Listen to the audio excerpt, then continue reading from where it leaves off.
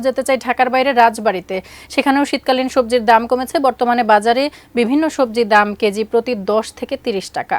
রাজবাড়ীর বড় বাজার থেকে জানিয়েছেন প্রতিনিধি লিটন চক্রবর্তী।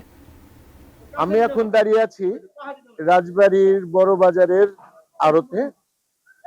রাজবাড়ী শহরটা নদী বিধৌত অঞ্চল হওয়ার কারণে এখানে চরাঞ্চলে প্রচুর পরিমাণ সবজির উৎপন্ন হয়, কিন্তু প্রথম দিকে সবজির প্রচুর দাম ছিল, সেই দামটা এখন বাজারে কমে এসেছে।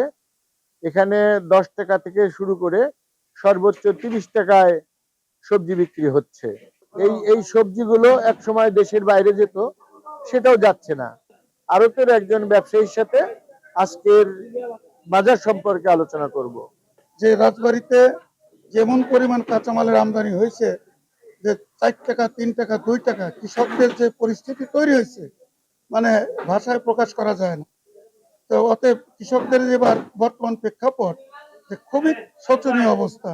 কৃষি অফিসের একজন কর্মকর্তা জানিয়েছেন যে যে পরিমাণকালীন শাকসবজি এখানে উৎপন্ন হয়, সেটি উৎপন্ন হওয়ার পরে এত পরিমাণ উৎপন্ন হয়, শেষ পর্যন্ত কৃষকরা সঠিক দাম পায় না, কৃষকদের মাথায় বাড়ি হয়ে যায়। সেক্ষেত্রে এখানে যদি একটা কোল্ড স্টোরেজ নির্মাণ করা যায়, তাহলে কৃষকরা তাদের ক্ষতি পুষিয়ে নিতে পারবে। এই ছিল রাজবাড়ী।